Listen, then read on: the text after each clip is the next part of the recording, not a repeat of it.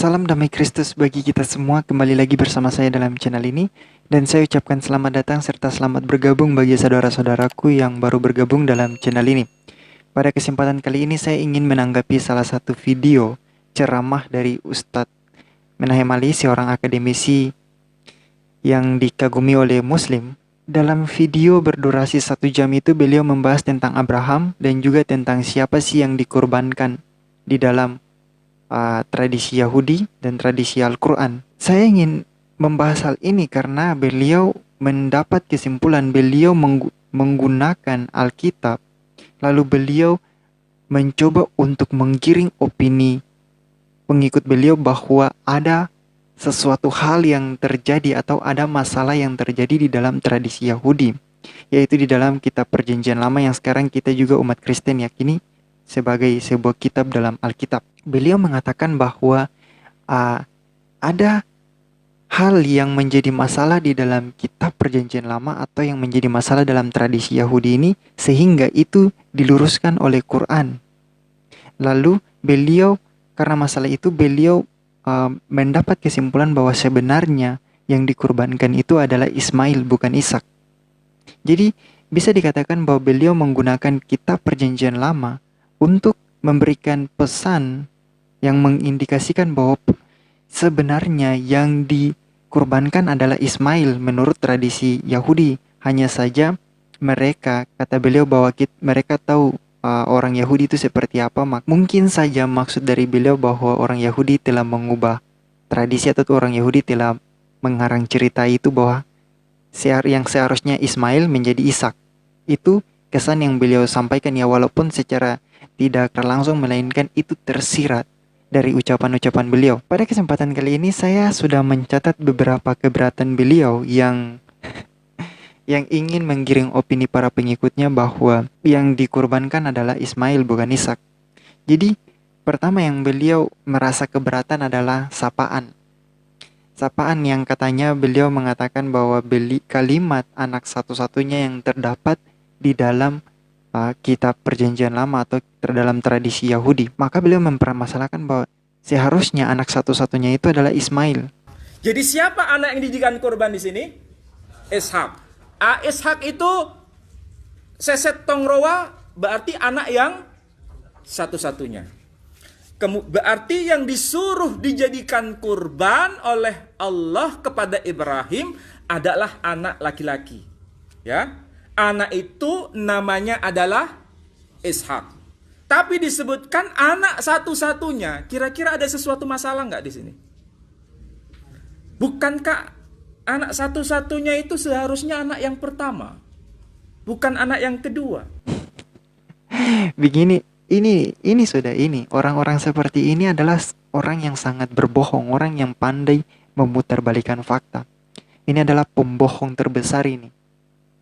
Beliau mengatakan bahwa anak satu-satunya yang harus dikorbankan dalam hal ini adalah Ismail, karena Ismail itulah yang lahir pertama.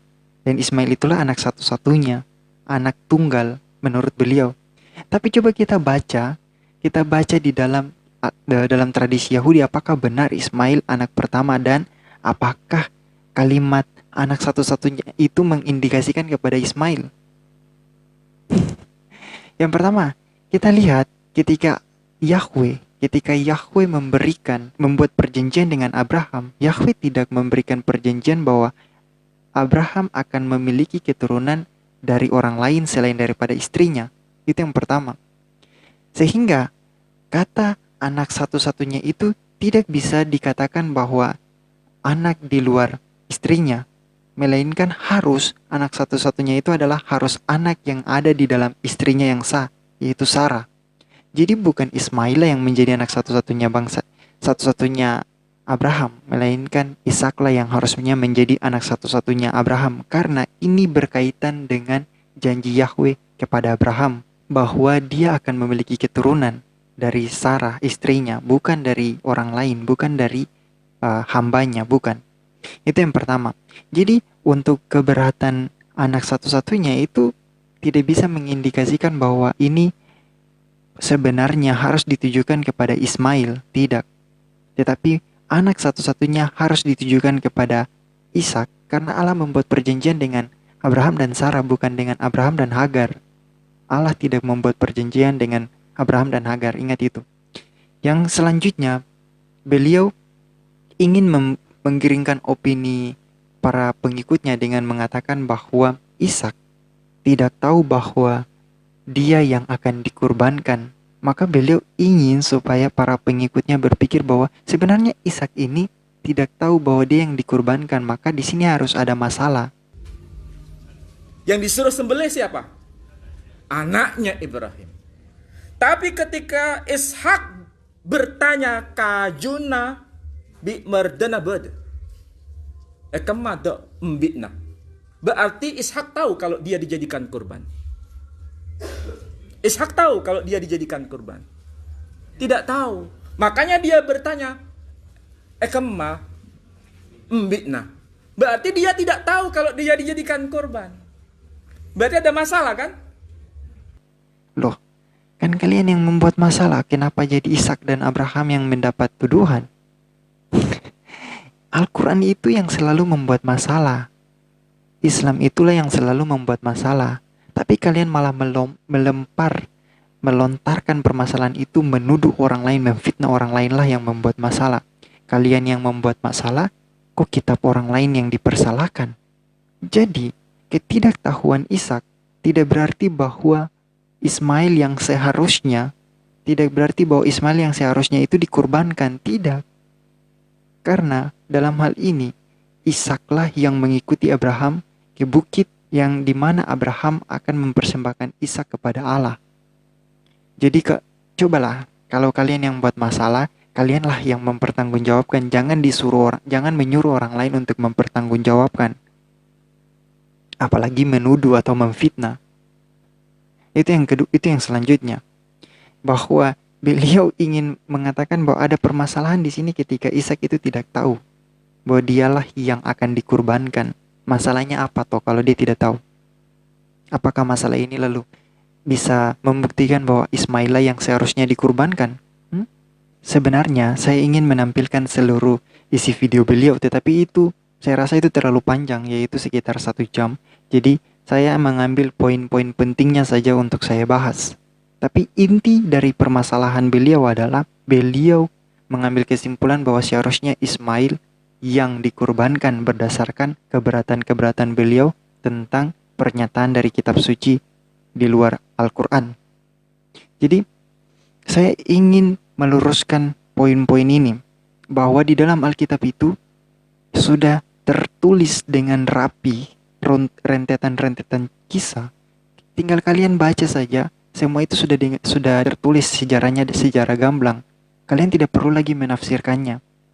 Apalagi mengenai sejarah, kalian tidak perlu lagi menafsirkannya. Karena penafsiran tidak merubah fakta sejarah. Jadi untuk kalian saudara muslim yang suka mengandalkan penafsiran untuk bertentangan, untuk menentang sejarah, saya rasa kalian punya logika itu sudah tidak lagi dipakai. Sama seperti Ustadz Menahem Ali, sama seperti profesor kebanggaan kalian Ustadz Menahem Ali.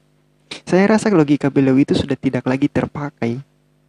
Tidak tahu kenapa, mungkin karena sudah termakan oleh cinta buta terhadap Islam, cinta buta terhadap Al-Quran. Jadi mungkin logika beliau lagi sudah tidak terpakai.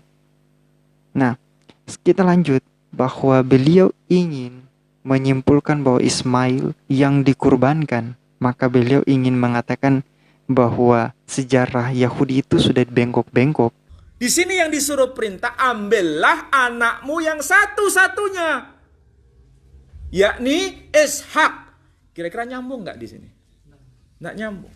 Makanya ketika sesuatu tradisi tidak nyambung, nanti akan timbul masalah lagi. Ishak tidak tahu kalau dia dijadikan korban. Makanya bertanya, ini pisau dan kayunya ada, dombanya mana? Berarti dia tidak tahu kalau dia dijadikan korban. Sebagai orang luar, kita kalau sebagai orang luar tidak ikut mana-mana misalnya, akan bisa tahu mana yang tradisi yang lurus dan mana tradisi yang bengkok. Tahu maksud saya? Di antara 3 ini akan bisa tahu. Beliau ingin menggiring opini seperti demikian untuk memberikan kesan bahwa orang Yahudi telah mengubah sejarah. Inilah orang-orang yang suka berdusta. Inilah orang-orang yang memang diajarkan untuk membela si pendusta, yaitu membela si iblis. Makanya banyak sekali dusta yang keluar dari mulut mereka. Jadi, sekali lagi saya ingin katakan kepada saudara-saudara muslim bahwa tidak ada keraguan di dalam Alkitab tentang siapa yang dikurbankan. Kalian mau menggunakan permainan bahasa juga, tetap Ishaklah yang dikurbankan. Kalau misalnya Ustadz Menahem Ali mengatakan bahwa dirinya adalah seorang akademisi, tentunya beliau harus jujur dalam membaca sebuah buku, atau apalagi itu berhubungan dengan keyakinan orang lain. Harusnya beliau jujur. Apakah ketika beliau mengatakan bahwa seharusnya yang dipersembahkan adalah Ismail berdasarkan pada tafsiran-tafsiran beliau, berdasarkan pada kajian beliau mengenai anak tunggal, berdasarkan pada penafsiran seperti itu, kata-kata beliau bahwa seharusnya anak tunggal kan Ismail. Apakah itu mengubah fakta sejarah? Tidak. Kalian boleh bertanya kepada semua orang Yahudi yang ada sekarang. Apakah benar ada catatan sejarah yang mengatakan bahwa di dalam tradisi Yahudi bahwa Ismail lah yang dikurbankan? Coba kalian tanya. Nah, sekarang kita lihat bagaimana para ulama sendiri bertentangan satu dengan yang lain tentang siapa yang dikurbankan. Coba kita lihat ya. Misalnya di dalam tafsir At-Tabari jilid ke-21 pada halaman yang ke-883, di situ dikatakan bahwa diriwayatkan bahwa ketika Ibrahim diberi kabar gembira oleh para malaikat tentang kelahiran Ishak, Ibrahim bernazar untuk menyembelihnya bagi Allah. Ibrahim bernazar untuk menyembelihnya bagi Allah. Ingat, siapa yang disembelih Abraham? Ishak. Ketika Ishak telah sampai umur sanggup berusaha bersama-sama Ibrahim bermimpi. Dalam mimpi itu dikatakan kepadanya, penuhilah nazarmu kepada Allah. Mimpi para nabi itu benar, maka Ibrahim melaksanakan apa yang dimimpikannya itu, dan putranya Ishak menjawab sebagaimana disebutkan dalam ayat ini. Mereka yang berpendapat demikian menyebutkan riwayat berikut ini. Musa bin Harun menceritakan kepada kami, ia berkata Amir bin dan lain seterusnya. Kepada kami ia berkata Jibril berkata kepada Sarah, bergembiralah dengan kelahiran seorang anak laki-laki yang bernama Ishak, dan sesudah Ishak adalah Yakub. Nah, kita sudah lihat bagaimana tafsir At-Tabari sendiri menyatakan bahwa Ishaklah yang dikurbankan. Ya, walaupun memang nanti dia mengatakan bahwa ada sebagian ulama yang berpendapat bahwa itu adalah Ismail. Tetapi kita sudah lihat kan, kalian saja berkontradiksi dengan diri kalian sendiri. Kalian bertentangan satu dengan yang lain. Lalu kalian mau menyalahkan kitab yang sudah tertulis dengan gamblang bahwa Ishaklah yang dikurbankan. Kalian yang melahirkan polemik itu. Lalu kenapa kalian yang menuduh orang lain?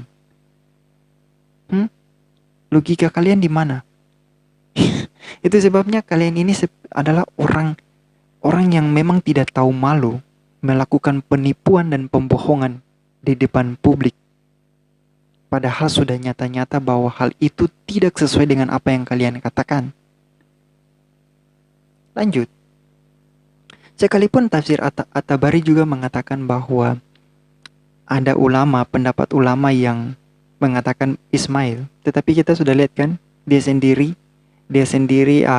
setuju bahwa itu adalah Ishak. Dan nanti akan saya buktikan, bukan hanya dia yang mengatakan bahwa dia setuju dengan Ishak, tetapi kita lihat tafsir Al-Qurtubi jilid ke-15. Kita lihat jilid ke-15 halamannya yang ke-235. Dan riwayat yang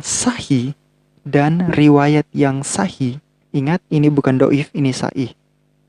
Dari Abdullah bin Mas'ud, seorang laki-laki berkata kepadanya, wahai anak orang-orang mulia. Abdullah berkata, mereka adalah Yusuf bin Yakub bin Ishak, sembelihan Allah bin Ibrahim. Wahai anak-anak orang mulia, Abdullah berkata, mereka adalah Yusuf bin Yakub bin Ishak sembelihan Allah bin Ibrahim.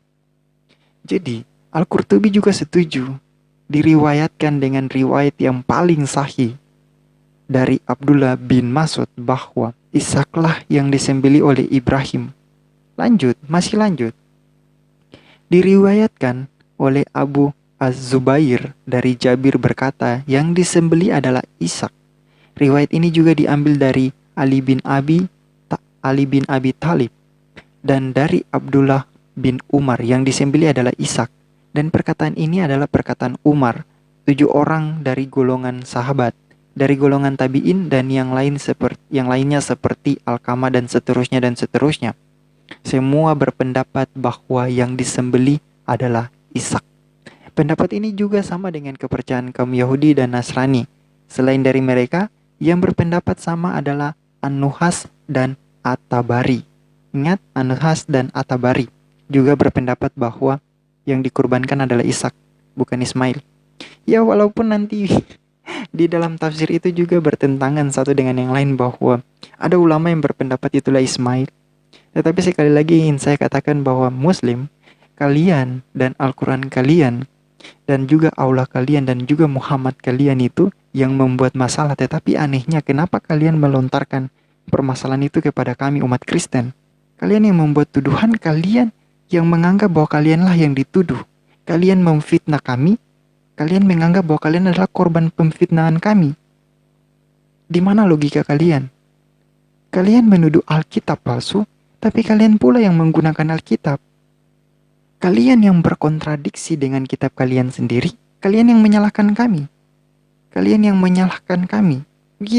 Begitu cara berpikir kalian.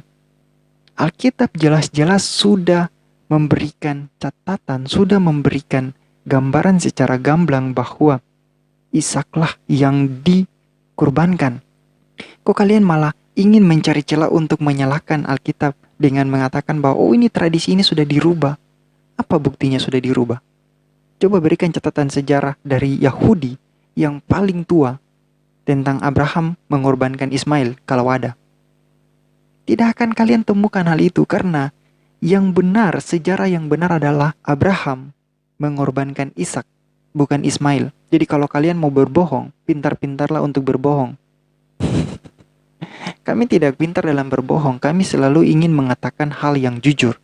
Jadi seperti itu ya. Di dalam Alkitab sudah ditulis secara gamblang bahwa Ishaklah yang dikurbankan. Ishaklah yang hampir dikurbankan. Dia adalah anak perjanjian, bukan Ismail. Jadi bukan Ismail yang dikurbankan. Kalau kalian mau berkesimpulan dalam Al-Quran bahwa Ismail yang dikurbankan, ya silakan. Berarti Al-Quran sendiri yang berbeda, dan Al-Quran sendirilah yang memutarbalikan fakta. Kalau kalian mau berkesimpulan demikian, silakan. Tetapi jangan bawa-bawa kitab suci agama lain. Jangan membawa-bawa Alkitab. Jangan membawa perjanjian lama untuk membuat propaganda-propaganda murahan kalian dan dijual di depan umum.